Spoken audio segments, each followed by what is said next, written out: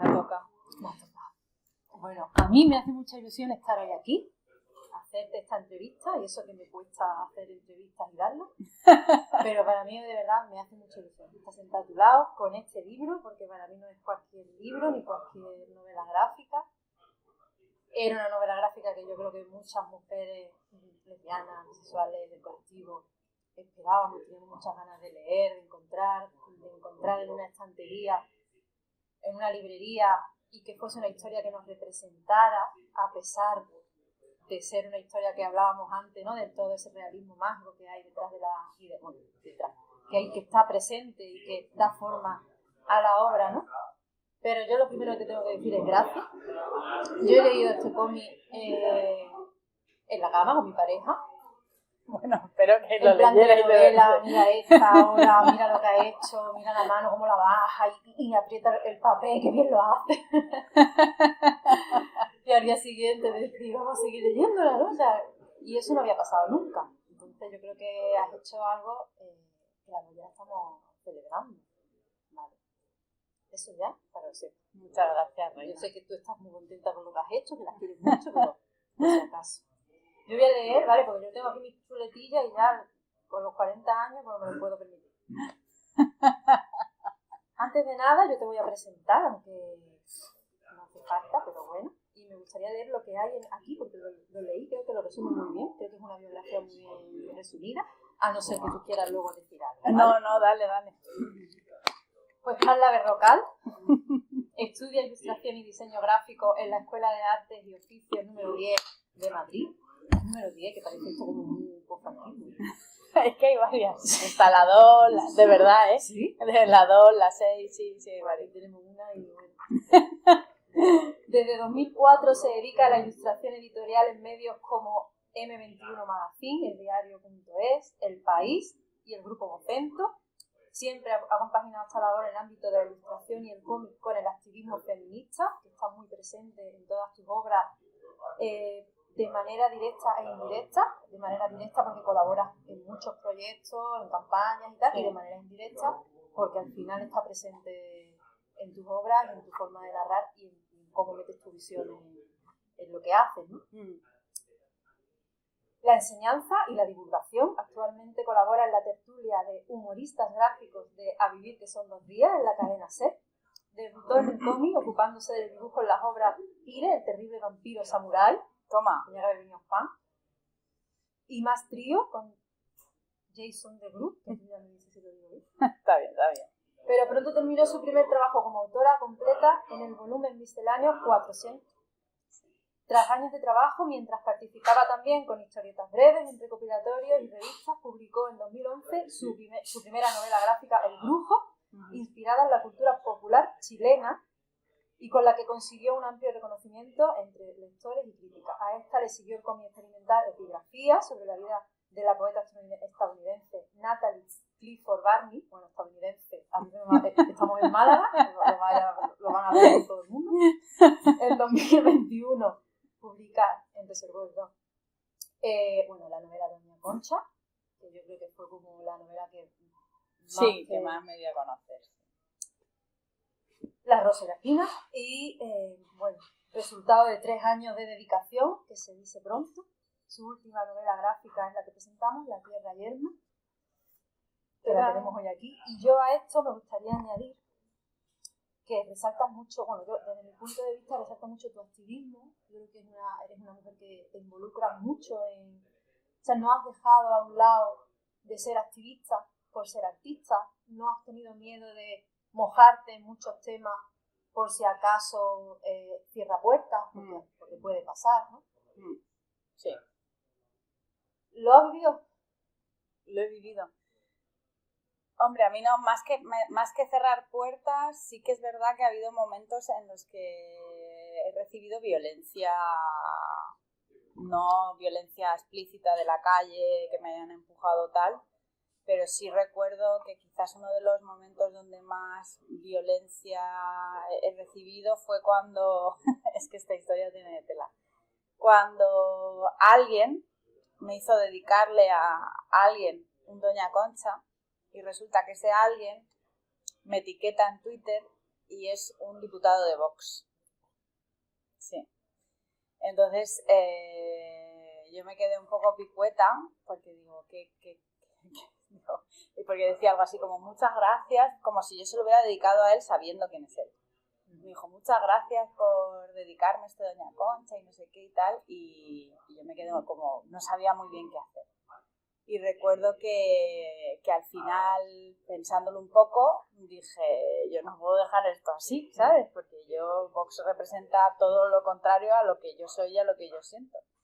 Y recuerdo que le puse un tuit y le dije, si llegas a ver quién eres, no te lo firmo. Y se armó un pollo, porque claro, todo el mundo de izquierdas, bravo, menuda reina, se te ha caído, y ponían el gif de la corona, no sé qué tal. Pero a la vez que venía la ola de apoyo, me vino una ola de hate que contestó uno de estos grandes, o sea, uno de los primeros nombres de Vox, así de que está en el Parlamento, no recuerdo ahora el nombre, pero vamos, se armó una bastante tocha. Yo desconecté un par de días porque dije, paso de esto. Tampoco es que me afectara mucho, pero sí que es verdad que bueno, que yo creo que yo sí que conozco a compañeras que realmente han puesto el cuerpo y han puesto toda su imagen, y es jodido porque es verdad que se cierran muchas puertas, ¿no? Y las oportunidades laborales pues también igual desaparecen un poco también, ¿no? Entonces, bueno, yo la verdad que, a ver, yo lo que intento es ser coherente y honesta, y si veo que hay algo con lo que yo no me sienta cómoda o que un proyecto no es afín un poco a lo que yo soy, pues no lo hago. Yo creo que eso también te lleva a encontrar un camino, ¿no? Yo siempre pienso que hay mucha gente que a lo largo de la carrera, de tu trayectoria, te va diciendo, bueno, pero no tires por ahí, o no te mojes tanto, sí, ¿no? Claro. Porque luego pues te vas a ir cerrando oportunidades, pero yo creo que en tu caso lo que ha pasado es que se te ha abierto ese otro camino de ventanas, de puertas, de poder realizar proyectos, sobre todo donde tú has mostrado a mujeres fuertes, mujeres independientes, mujeres del colectivo, mujeres diversas, mujeres, ¿no? O sea, tu trabajo principalmente se caracteriza por haber ilustrado a todas estas mujeres, y sobre todo también tratar temas que yo creo que al final también creo que has conseguido, siendo coherente con quién eres, hablar de temas y poder estar en proyectos sobre temas importantes para ti, ¿no? Sí, la verdad es que, a ver, no siempre ha sido así, ¿eh? Esto hay que decir que esto ha sido un despertar, o lo de ponerte las gafas violetas, o ha sido todo un proceso. Yo recuerdo además que, de hecho, ha sido como recorriendo todas mis obras. Yo empecé a publicar con 21 años, muy jovencita, y todas mis obras, las dos primeras están protagonizadas por hombres, y las mujeres son prácticamente una anécdota. Yo además he crecido siempre aborreciendo a los personajes femeninos porque sentía que no me representaban. Y yo siempre digo, y esto es un poco bestia, pero creo que es así, que para mí la primera butch que yo seguí fue Lobezno, ¿sabes lo que te quiero decir? O sea, en realidad el hecho de despertar la conciencia feminista y la conciencia como persona, como lesbiana, fue una cosa que surgió mucho más adelante, a raíz de comerme muchas cosas en la propia industria, de machismo, de actitudes misóginas, o de cosas que vas viendo que están ahí, que se van, pues que están ahí, ¿no? Y que llega un punto en el que de repente tú despiertas, y entonces sí que es verdad que no me considero una ilustradora política, porque creo que mi trabajo principal es dibujar, es ilustrar y es crear historias. Pero dentro de ese marco, sí que es verdad que yo, como persona feminista y como persona LGBT, voy a intentar construir imaginarios y personajes y cosas que yo considero que pueden ser interesantes o que pueden marcar ciertos caminos o que sean muy conscientes. Porque creo también que hay una cosa un poco delicada, o sea, creo que como artistas tenemos que ser como mega libres, ¿sabes? Como explorar todo, y que si yo en algún momento quisiera hacer un cómic de un señoro y riéndome de ese señor o incluso de un señoro, no sé decirte, como algo de muy Schwarzenegger, que quien no ha consumido las películas de Schwarzenegger, Peck, ¿sabes? O sea, me encanta, pero siendo siempre conscientes de cuál es tu lugar, de dónde estás, ¿sabes? Aunque no lo haré, seguramente no lo hagan nunca, pero creo que yo me considero más ilustradora que es feminista y lesbiana antes que activista. O sea, es que yo no soy activista, ¿sabes? Yo soy una persona que crea y luego a raíz de que crea, pues introduce sus convicciones en su obra. Y es verdad que Doña Concha se quedó como muy presente como la figura de esta mujer, pero a mí me gustaría que hablaras un poco de esas otras mujeres que también has ilustrado, ¿no? Porque sí. Creo que se habla mucho de Doña Concha, sí. verdad que el personaje de Doña Concha fue muy importante, pero revisando tu obra has ilustrado a otras mujeres que también son, bueno, yo creo que son muy importantes.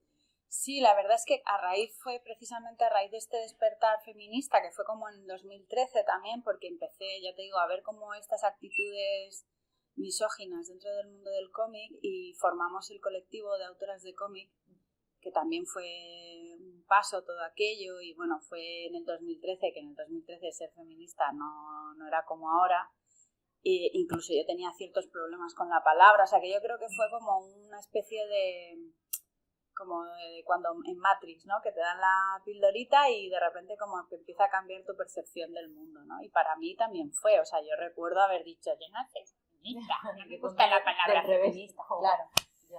Pero a raíz de eso, sí que es verdad que empecé como a, coño, ¿por qué estoy dibujando a tíos? ¿Sabes lo que te quiero decir? Me dan por culo, o sea, no me están... Y empecé como a obligarme un poco a dibujar a mujeres, contar historias de mujeres y prestar atención a las mujeres. O sea, fue un trabajo personal, desde mi propio trabajo, pero principalmente por mí sí, por mí, más que por el público, porque al final es un proceso muy, muy individual, ¿no? Y entonces a partir de ahí pues empecé a interesarme por yo qué sé, pues por Natalie Clifford Barney, por Emilia Pardo Bazán, también he hecho unas páginas sobre ella, y siempre que tenía la oportunidad, sobre todo en la revista M21, siempre intentaba visibilizar el trabajo el trabajo o la obra o la vida de alguna mujer. Siempre estaba como intentando meter la patita y dar a conocer a mujeres. Y bueno, pues fue casi como un proceso supernatural, y creo que no solamente cambió, o sea, sí, me cambió totalmente la perspectiva, ¿no?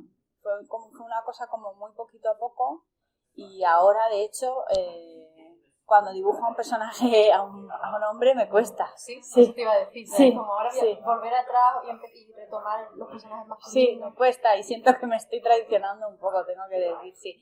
Por ejemplo, hace poco hice una portada para un libro sobre los maestros represaliados en la época de la Guerra Civil en Ávila, y yo no sabía si hacer una profesora o un profesor, y digo, bueno, voy a hacer un profesor porque hace tanto que no dibujo un hombre, digo que voy a... ¿Cómo son? A ver, sí, digo que voy a hacer un tío, digo, por aquello de variar, y me sentí un poco, luego cuando vi la portada acabada, dije, me sentí tan como que estaba traicionándome, pero también fue un ejercicio divertido, ¿no? Como de, bueno, vamos a probar a ver qué pasa. Siempre que lo hagas porque te apetezca a ti, sí. Pero falta no hace, porque hay muchos ya dibujados. O sea, yo digo porque puedes seguir dibujando mujeres. Bueno, yo creo que al final llegas a estas mujeres, ¿no? Y has llegado, yo creo, a través de todo, no sé, o esa es mi percepción, que has hecho como un viaje, ¿no? A través desde que tú me estás hablando, además, desde ese despertar, desde que te pones esas gafas, desde que empiezas a descubrir a estas mujeres, a ilustrar a estas mujeres y llegas a la tierra yerma. Sí. ¿Tú crees que, o sea, cómo ha sido ese viaje? ¿Dónde estás ahora en la tierra yerma?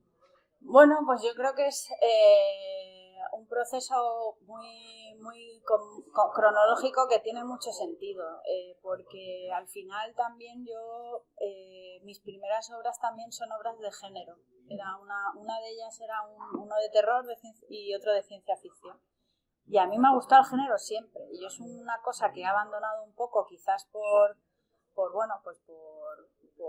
intentar esta búsqueda que a veces tenemos las personas que nos dedicamos a esto, a que nos tomen en serio, ¿no? Un poco de, bueno, voy a hacer obras un poco serias, a ver si así me prestan atención, ¿no? Y ya cuando tengo esa atención os vais a cagar y voy a hacer lo que me salga del chochet. Y entonces, porque además después de Doña Concha todo el mundo estaba, ¿cuál es tu próxima folclórica? ¿Cuál es tu tal? Y es como, no quiero hacer una puta folclórica en mi vida. O sea, ya he tenido bastante 3 años con una y no me gusta la fórmula. Odio las fórmulas, ¿sabes? Entonces, como yo venía de eso, de amar el género y el terror y todo esto, dije, ¿y si vuelvo a eso? ¿Y si hago una historia sobre eso?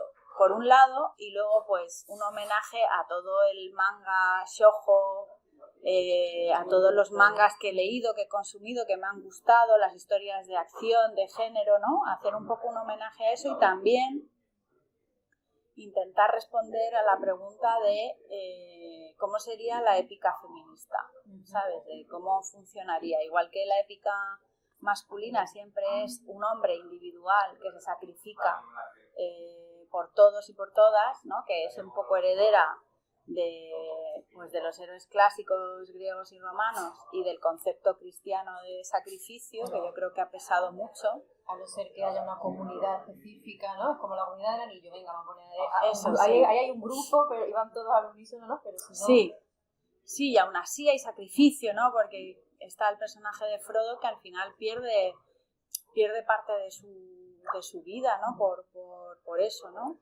Entonces, bueno, digamos que estaba un poco la reflexión ahí como de, oye, ¿cómo sería la épica feminista? ¿Sería colectiva? ¿Sería individual? ¿Qué pasaría? ¿No? Hay como un intento de reflexión sobre eso. Y bueno, pues al final, después de mucho darle vueltas y tener como varias ideas y a la vez otros, por ejemplo, me leí La casta de los metabarones, que desde aquí, Jodorowsky, eres un magufo, pero escribes increíblemente bien, esto hay que decirlo. Me leí La casta de los metabarones y dije, esto molaría mucho hacerlo con guerreras, ¿sabes?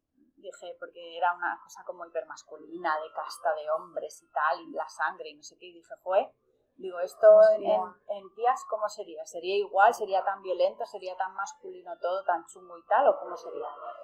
Entonces, bueno, pues al final, entre eso, luego también un tema con el territorio, ¿sabes? Con la reflexión sobre el territorio, sobre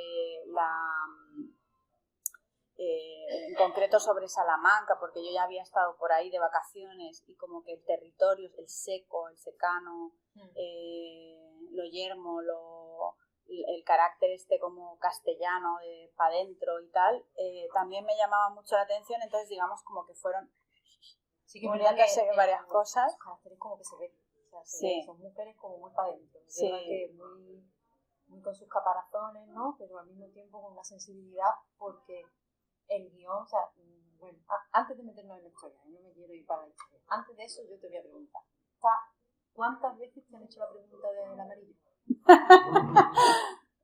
250 millones de veces, pero para eso estamos aquí, para contestar, ¿sí?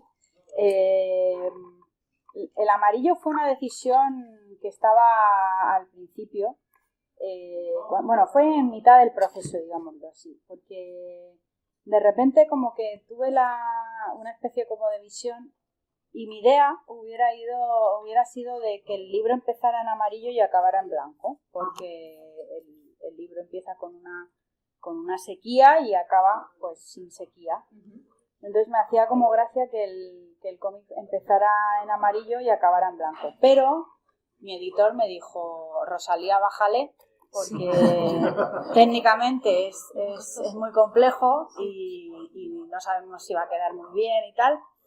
Entonces dijo, si quieres lo hacemos en amarillo todo. Y dije, venga, vale. Y entonces decidimos, para jugar un poco con el tema del blanco, hacer unos juegos con los bocadillos del final, que yo creo que la verdad es que pegan bastante una hostia a la cara. Pero tiene mucho sentido.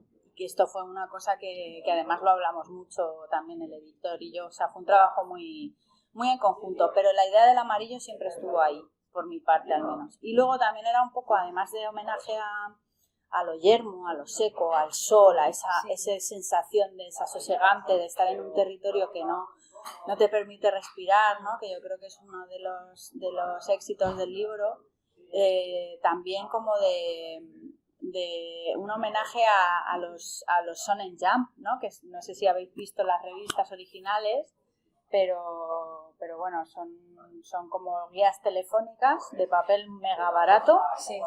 Y cada X páginas son un color o cada número es un color, o sea, va variando, ¿no? Y yo me acuerdo ver páginas en amarillo y pensar, joder, cómo mola, ¿no? Y además así un papel lijoso muy barato y tal.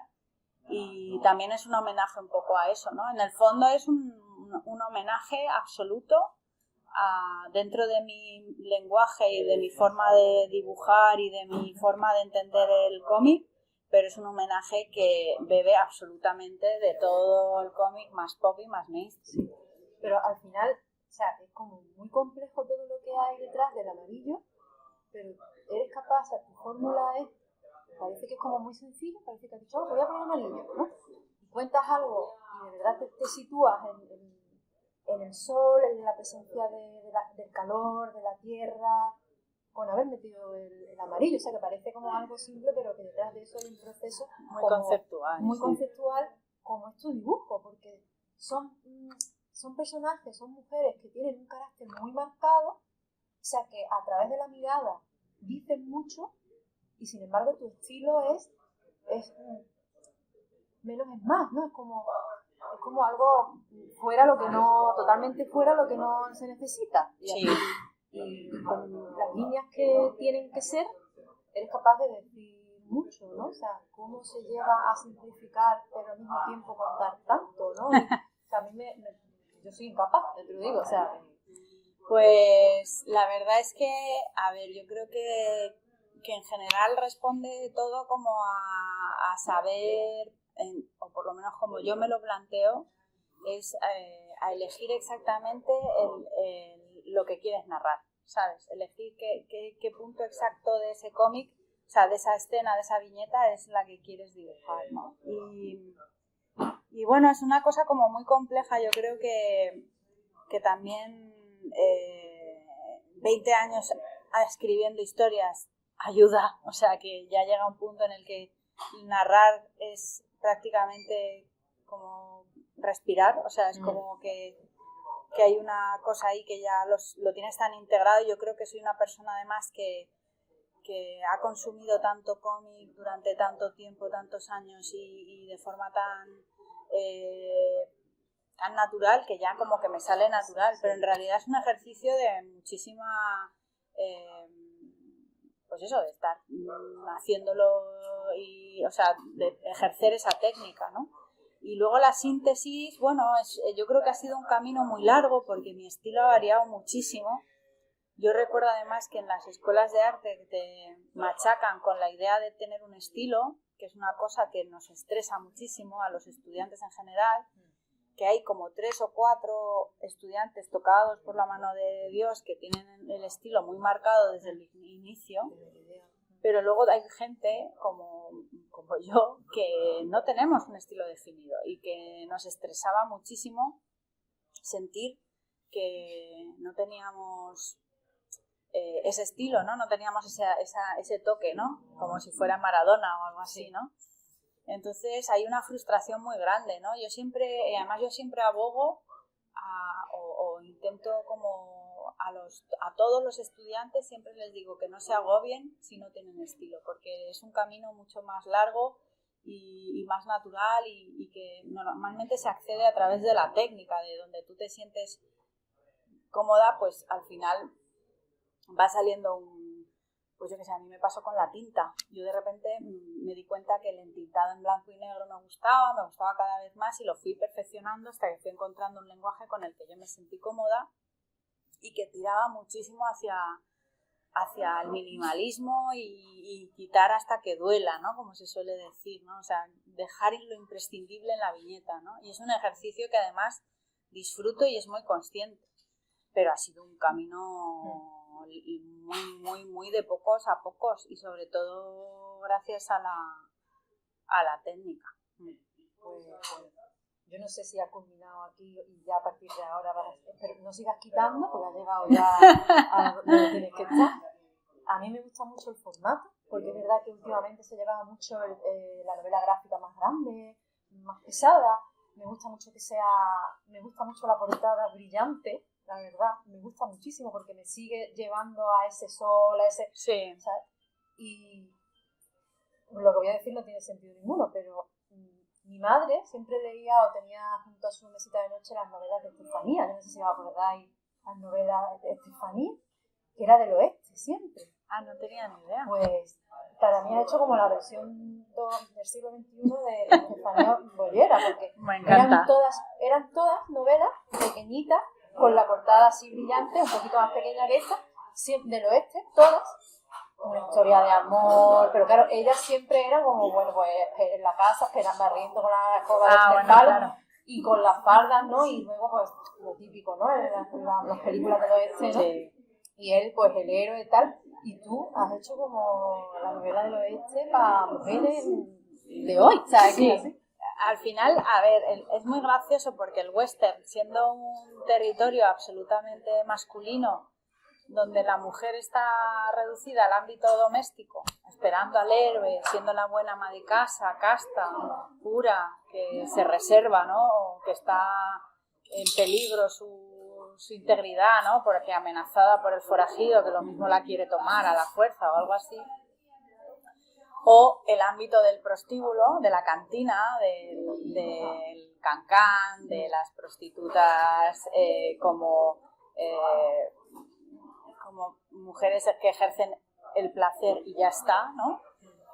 Dentro de esos dos marcos, pues también me hacía como mucha gracia construir un mundo y construir un relato que se reapropiara de los tropos del western y les diera la vuelta. Entonces estuve leyendo mucho sobre estereotipos del western, en plan qué personajes eran como los canónicos, en plan el héroe, el forajido, el sacerdote, el sheriff, el dueño del bar, o sea que había como la cantina. Ella llega a la cantina, claro, o sea hay un punto ahí de cantina también, ¿no? Entonces, bueno, me leí bastante y entonces pues dije, ¿cómo sería esto? ¡Pum! Darle la vuelta y hacer algo como interesante, ¿no? Y bueno, pues así fue como, por ejemplo, Candelas no deja de ser un sacerdote, ¿no? Sí. Que alivia esa carga que tiene la heroína, ¿no? O sea, que además tiene un pasado trágico, que también suele ser como muy de western, ¿no? Sí. De el héroe que llega al pueblo y va arrastrando un dolor y luego... ¿Cuál es la diferencia?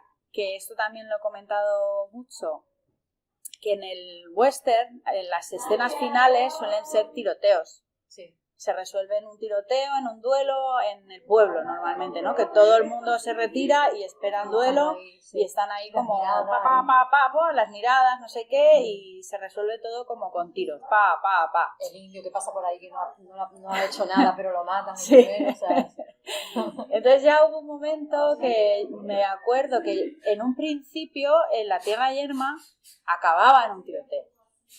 Pero me acuerdo que empecé, o sea, estaba como aproximándome al final y yo estaba, ¿sabes? Cuando tienes una idea aquí en la nuca, sí. Que te está diciendo, no te gusta, es que no es lo que quieres, es que no sé qué. Sí. Y entonces de repente entré en Apocalipsis, tiré todo de la mesa Y dije, tengo que reescribir esto, porque no es lo que yo quiero. Este no puede ser el final de este cómic, tiene que haber otra historia, tiene que haber otra cosa. Y bueno, pues al final fue como, ¿sabes? Como reescribir todo, fue muy loco.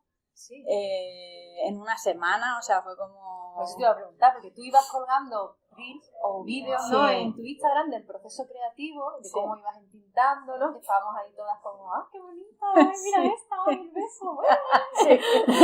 Dame, ¡ay, qué ganas! ¡Qué ganas! ¡Por favor, Mario!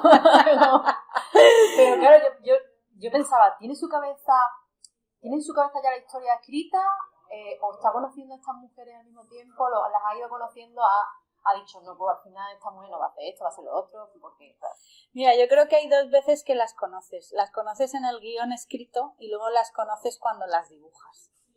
Y quizás precisamente por eso, cuando las conoces y vas con ellas, estás en ese relato con ellas, de repente llega un punto que las conoces tanto que sabes que eso no funciona. Y eso fue lo que pasó. Yo tenía el final escrito, pero me di cuenta de que no era acorde a lo que yo sentía en ese momento. Y no estaba siendo honesta, ¿sabes? No estaba como un poco... O sea, yo sentía que aquello no era lo que yo quería hacer. Y pensé mucho, me estresé mucho, estuve dándole muchas vueltas, hasta que de repente surgió esta idea de retomar el tema de la epicidad feminista. Y la epicidad feminista no puede ser por una, tiene que ser por todas. O sea, tiene que haber un trabajo colectivo, porque aunque sea una, pero que en una habiten todas, ¿sabes? Entonces, y luego que hubiera una cosa que apelara también a lo mítico, ¿no? Y luego de repente surgió el relato, ¿sabes? O sea, del hecho de que se contara a la niña pequeña, ¿sabes? Sí. Dije, hostia, es que tiene todo tiene sentido, ¿no? Porque al final de lo que se trata es de generar figuras a las que tú tengas ganas de aspirar, ¿no? Que sean aspiracionales, que quieras imitar, que te lleven y te evoquen y que permanezcan para siempre, no que existan en un plano mortal de vida y muerte, sino que tú sepas que ellas van a habitar ese territorio siempre, ¿no? Que yo esa es una de las cosas que defiendo por el tema de todo el bollodrama que hay, pero bueno. Ya, bueno. Es que, claro, si hablamos, lo difícil de esta entrevista es que no puedo hacer spoiler, pero claro, yo tengo unas ganas de decirle algo a esta mujer que es como... ¿Por qué, señor? Pero, entrando un poquito en... Bueno, ya vamos a entrar en la historia, hablando del realismo mágico. ¿Cómo construyes un mundo que sí que es realismo mágico, donde todo es ficción, yo me lo imagino como dos espacios pequeños, porque están la salvatierra, son, digamos, dos castas de mujeres, la salvatierra y la perdida, ¿no? Yo me imagino algo pequeño, pero dentro de algo pequeño has hecho un universo brutal, porque está hablando de, bueno, pequeño ahí, porque claro, llega un momento en el que la historia vienen mujeres de otros sitios, ¿no? Como hablando de candelas, ¿no? Entonces tú te imaginas, no, pero que no solamente existe este mundo o estos pueblos donde estas mujeres además se reproducen entre ellas sin necesidad de hombres y lo haces tan real que tú te lo crees, porque yo estoy leyendo y digo, pues claro, o sea, es así, ¿no? Este mundo es real. Y luego ves que no, pues que no son dos pueblos, es algo más porque vienen en un momento de la historia, vienen, ¿no? Otras mujeres, ¿no? Sí, además como que es una amenaza que va y viene, ¿no? Que yo creo que eso mola, ¿no? Como que... Porque esta idea como de que el mal se acaba para siempre, ¿sabes? ¿No? De que tú tienes una lucha contra el mal y vences al mal y ya se acaba el mal para siempre, creo que es mentira. O sea, yo creo que también hay que partir de la idea de que siempre van a estar ahí, siempre va a haber, porque es un poco como la idea de es como luchar contra el capitalismo, o sea, es así. Claro, es lo que tú, el patriarcado, claro, al final es como, sabes que va a estar ahí. Va a estar ahí, pero y hay veces que va a ser muy fuerte y y ahí va a haber veces que podamos meter un poco más la patita, pero la amenaza va a estar ahí siempre. Eso me parecía como interesante también, ¿sabes? Bueno, creo que es importante, ¿no?, decir eso, ¿no? Que es una novela gráfica muy llena de un realismo, de misticismo, de un mundo imaginario, sí, donde te has ido además a dibujar y a crear deidades, también todas femeninas, ¿no?, o mujeres, pero al mismo tiempo es muy real, y has hecho una novela lésbica adulta, o sea, que es lo que necesitábamos, lo que decía antes. O sea, ahora mismo, por ejemplo, creo que está como un poquito más presente el hecho de encontrar a personajes, mujeres que se enamoran entre ellas, historias lésbicas, por fin, ¿no? Y por fin ya hay representatividad, ¿no? Pero desde mi punto de vista, o yo, con el bagaje que tengo a mi espalda y lo que me gusta el género, veo mucho adolescente, mucho para adolescentes, ¿no? De chicas, que está súper bien, que ojalá hubiésemos tenido nosotras a esa edad estas historias, ¿no? Pero esta es una novela adulta, de mujeres que sufren, de mujeres con una mirada social, de una crítica social muy, muy presente, ¿no? Y yo creo que hay tres cosas que han dado, digamos, desde mi punto de vista, el análisis que yo he hecho, ese realismo, esa verdad a esta historia que es tan llena de ficción, ¿no? Una de ellas yo creo que ha sido el hacerlo desde ahí, desde una mirada adulta, desde dos mujeres que se enamoran, desde más historias de amor, de hablar del amor también, no solamente del amor entre una pareja, entre, ¿no?, el amor romántico, el amor que está y que me parece muy guay que lo hayas hecho, porque estoy cansada de evitar el amor romántico, también te digo, yo también quiero leer amor y ser romántica, siendo consciente de que es amor romántico, ¿no? Pero me parece que está muy bien lo que has hecho. Pero luego hay otras dos cosas, y es que esto no lo ha escrito un hombre cis hetero, sino que lo ha escrito una mujer lesbiana que se ha enamorado, que sabe lo que duele, que sabe cómo es el despertar de esas emociones, que sabe lo que se siente al mirar a otra mujer, que sabe, ¿no? Yo creo que eso le da otra verdad. Y luego, lo siguiente, que lo quiero leer porque no me lo sé de memoria, pero es que me encanta lo que has hecho. Vega, Trinidad, Sagrario, Isidora, Audilia, Tarambana, que para mí es otra más. La propia tierra, porque la tierra está muy presente también como personaje, como algo muy humano, ¿no?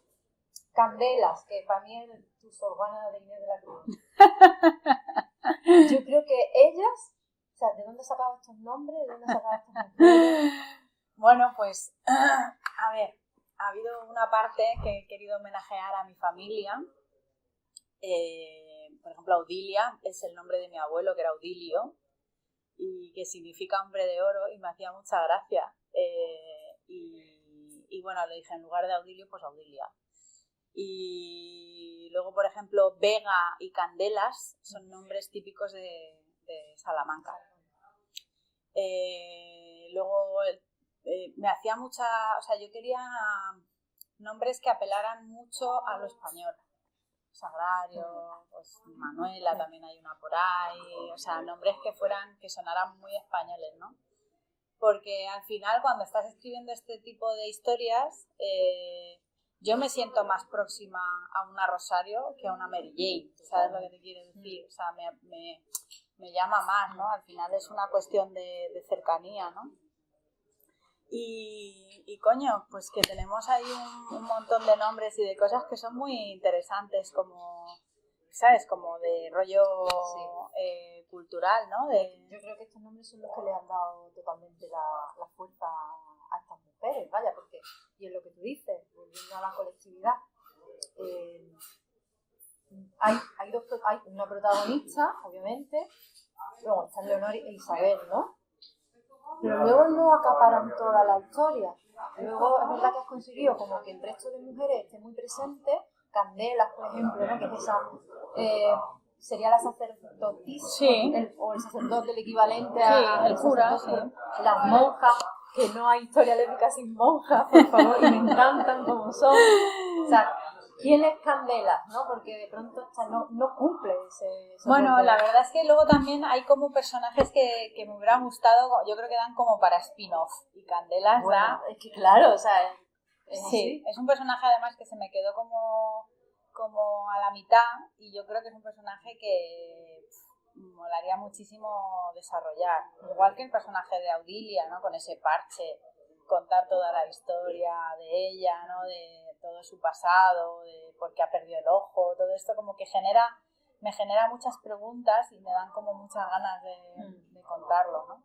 Pero en el caso de Candelas, pues fue, pues eso, esta idea como de guía espiritual, de personaje que al contrario que la tradición cristiana, bueno, por un punto en la ficción yo creo que los curas han sido, por un lado, figuras espirituales muy guays y luego figuras terroríficas, ¿no? Ya.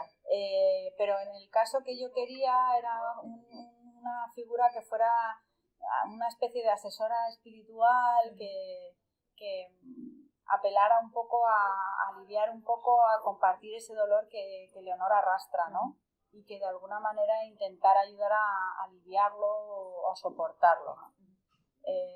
Además fue una época vital en la que yo estaba como con mucho dolor y yo creo que se nota muchísimo en el libro que el dolor y el duelo están súper presentes y que al final pues una pues hija,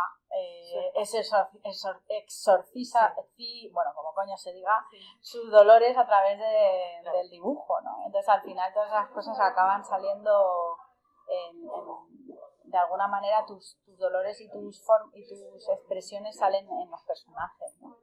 Luego también es curioso porque lo mismo que con Candelas o con Leonor o con el resto de personajes fue fácil, para mí suponía un reto muy difícil, pero a la vez como muy seductor, el hecho de hablar desde el punto de vista de alguien que fuera el mal absoluto como eran los sellos, ¿no? Y la forma que tienen de expresarse y de hablar me parece como súper interesante en ese sentido, ¿no? Como ahí a los ellos que al final has creado como desde también la mitología, o no, como son como los ellos representan el mal, y de hecho cuando estás en la novela hay una frase que dice: llevaban tiempo dormidos, pero la llama del odio los hace más fuertes, ¿no? ¿Quiénes son los ellos? Porque a mí hay una cosa que me vuela la cabeza en la historia. Yo pienso que los ellos van a afectar siempre a los hombres, y hay un momento ¿qué pasa? Que no lo afecta solo a los hombres, correcto. ¿Por qué? Porque al final yo creo que las mujeres no estamos exentas de esa corrupción, ¿no? Y que ese sistema nos puede corromper exactamente igual que les corrompe a ellos, ¿no? Entonces, no decir eso sería pecar de un buenismo quizás, ¿no? Y además que convertiría a los personajes igual en un poco planos. Fue una cosa que fue surgiendo también yo tengo, digamos así, como 2 o 3 personas a las que siempre doy a leer como el guión y tal, para que me hagan críticas y tal. Es verdad que yo hay veces que soy muy naif escribiendo, entonces bueno, me viene bien como que alguien me dé un poco de caña y me diga: oye, este tal. Y recuerdo que Elisa y Diego pues me sugirieron un poco eso, ¿no? Que diera como más profundidad al relato, que no todo el bien es bien, que eso también a nivel de ficción es más rico, es más interesante, ¿no? Porque los absolutos y los puros pues ya están los superhéroes, ¿no? Quiero decir que hay un punto de riqueza que los vuelve más humanos, ¿no? Cuando un personaje o sea, es como Oliver y Benji, nadie quiere ser Oliver. Oliver es un coñazo, o sea, es como el perfecto, que solo todo le sale bien, no sé qué tal. ¿Cuál es el personaje sufridor? Mark Lenders. O Benji, que está el pobre todo puteado con las lesiones, siempre estaba como mal, no sé, como que siempre le pasaba algo, ¿no? Oliver era un coñazo. O como Harry Potter, ¿no? Coñazo, vale, el elegido, ¿sabes? Es como, uy, qué pena, ser el elegido, qué pena, ¿no? Tú te simpatizas más con Ron o con Hermione a veces porque son personajes más imperfectos, ¿no? Más guays. O por ejemplo, también en todos, yo creo que en Star Wars nadie quiere ser Luke Skywalker, porque es un personaje excesivamente naif y bueno. Y quizás que cuando más rico es en la tercera o en la segunda, el final de la segunda, ¿no? Cuando aparece toda esa oscuridad en el personaje que le hace dudar, que le hace tal. A mí me viene a la mente Arcane, el personaje de, bueno, no sé, la serie de Arcane, hay un personaje que se llama Jinx, son dos hermanas, y una es la buena, que es muy buena, y la otra es como la mala, pero ¿por qué es la mala? O sea, todo lo que hay detrás de la historia de un personaje que al final tiene mucho más contenido, que ves la historia de por qué ha llegado a donde está, que de pronto tiene momentos de bondad y empatizas totalmente con alguien que a lo mejor, oye, pues no hay que empatizar tanto, ¿no? Yo creo que eso es lo que hace más rico a Totalmente, sí. Entonces, bueno, a raíz de esa reflexión, pues también surgen los personajes, ¿no? Que cuanto más ricos y con más matices y más complejos, pues... Pero con los sellos no te ha pasado. No, porque los sellos al final también eran como la representación de ese mal absoluto sistémico y que corrompe... O sea, yo hay veces que veo vídeos terroríficos de las personas. O sea, por ejemplo, por poner solo un ejemplo, vi el vídeo de los soldados israelíes que cogieron a un palestino y lo pusieron en el capó del coche, y eso es los sellos.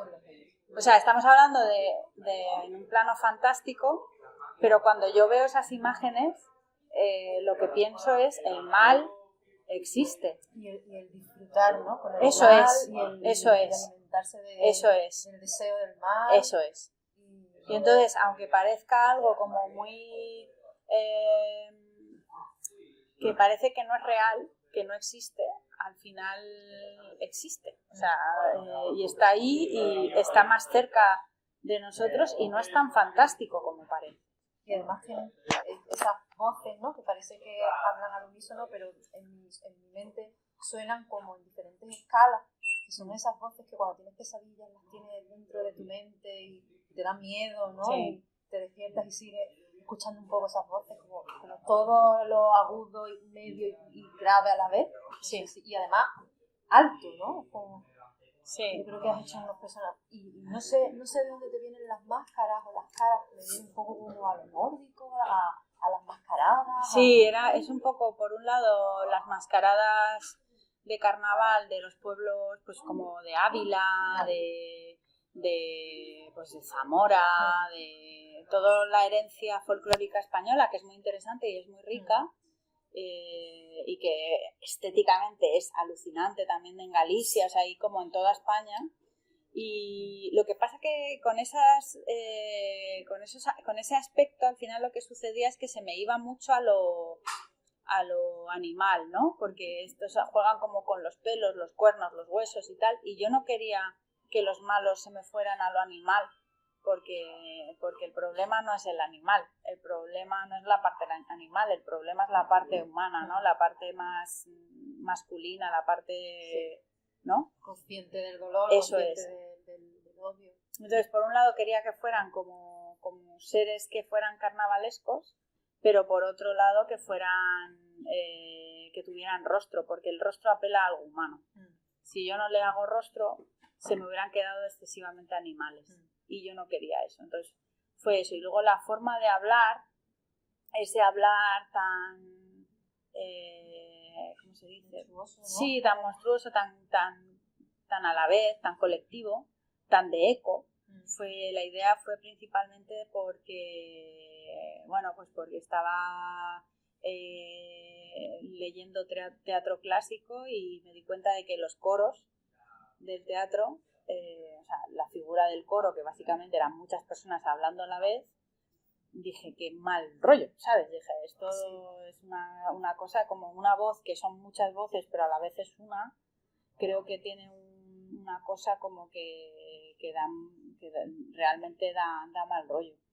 Y también hay una cosa, yo me acuerdo que esto además lo recordé ayer en una entrevista, porque no había sido consciente, pero creo que estaba también muy presente en los sellos, de cuando leí La historia interminable, y el lobo hablaba de la nada, ¿no? Esa sensación como de desesperanza, de todo gris, de que no hay nada que hacer contra esa amenaza. Creo que ha sido como fue muy sugerente también a la hora de intentar construir unos seres que fueran eso, ¿no? Que representaran eso. Sí. Y luego, porque tengo que decirte que uno de mis olores favoritos, yo creo que el que más, es el petricor. Claro, ahora tiene un significado, ¿no? Distinto, sí. ¿Por qué decides hablar de la pérdida? Bueno, porque yo creo que igual esto suena como una frase un poco a Osho, pero yo creo que la vida es perder cosas constantemente y saber llevar esa pérdida. Entonces, quizás también el libro es como una reflexión sobre mis propias pérdidas y porque es un tema muy recurrente para mí, quizás por lo personal, ¿no? Porque yo he perdido muchas cosas a lo largo de mi vida, he perdido a muchas personas y creo que es una necesidad vital prácticamente hablar de eso y reflexionar sobre eso. Creo que para mí es uno de los grandes temas. Sí. Y al mismo tiempo que decías antes hablaba, porque está muy presente el mal, los ellos, que ya cuando leáis la novela pues sabréis quiénes son los ellos, ¿no? Que parece que no va a terminar nunca porque somos conscientes, ¿no? Todas y todes, de que ahí hay un patriarcado, de que hay un sistema, de que se personifica en estas criaturas, los miedos, ¿no? Ese miedo, ese mal que no va a terminar. Yo creo que también, aunque hayas hablado de la pérdida, también es como que no termina ahí. Están presentes. Yo creo que eso también lo has dejado muy bien. No es doloroso. No termina, no acaba. Qué difícil, no hace spoiler, ¿eh? Entonces, bueno, te quería decir esto. No sé cuánto tiempo llevamos de entrevista, pero está bien. Terminando, me gustaría... ¿Cómo te has quedado después de soltar todo esto? Después de haber creado estas mujeres, o sea, ¿cómo se te queda el cuerpo, ¿no? Después de esta historia. Pues al principio, ¿sabes? Yo estaba como muy insegura, yo pensando... ¿Y cómo lo iban a recibir? Sí, de que era pues un impostor increíble, de ¡guau, esto es una mierda! No sé qué. Sí. Pero la verdad es que la gente, creo que es la obra que por la que más calidez estoy recibiendo por parte de la gente, ¿sabes? Como que más ha conectado con la gente, que la gente me viene y me dice ¡buah, qué historia! ¡Buah, qué bonito! ¡Buah, qué ambiente! ¡Qué magia! ¡Qué mundo has creado! Tengo ganas de más, tengo ganas de... Es verdad que se queda el cuerpo con... Sí. Esto yo digo, esto tiene que comprarlo Netflix ya. ¿Qué va a pasar después? ¿Qué van a hacer? ¿Qué va a pasar con estos personajes que quedan? Sí, a mí en algún momento igual hacer como una especie de... Hace poco tuve una idea como de continuación del libro que me hacía mucha gracia como en los X-Men de historias del futuro pasado, ¿sabes? Como tener varias líneas narrativas, ¿sabes?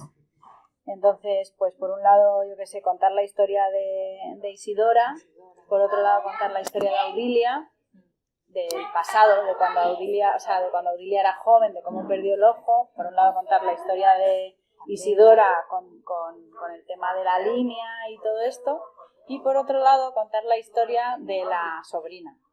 Del futuro, ¿no? Además, esa sobrina como que representa muy bien esa nueva generación. Claro. ¿No? Porque creo que desde el principio me refiero la frase del principio, no el principio de la historia, hasta el final. Yo creo que has hecho una historia que creo que se nota cuando algo sale de dentro.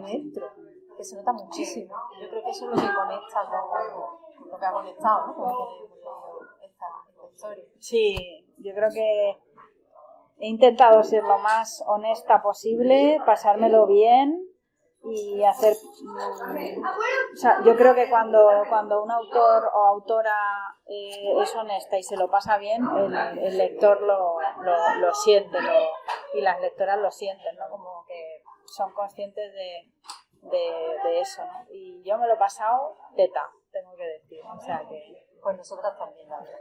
Sí, tengo que decir. Pues muchísimas gracias. Me encanta haber estado aquí. Que me hayas Muchas contado. gracias. Me llevo, bueno, todo lo que me has ido contando, yo ya me lo he ido grabando. Y yo creo que estaría guay que, bueno, pues si queréis decir algo, preguntar algo, comentar algo, es muy bonito. No sé, como queráis. En familia. Aquí en familia.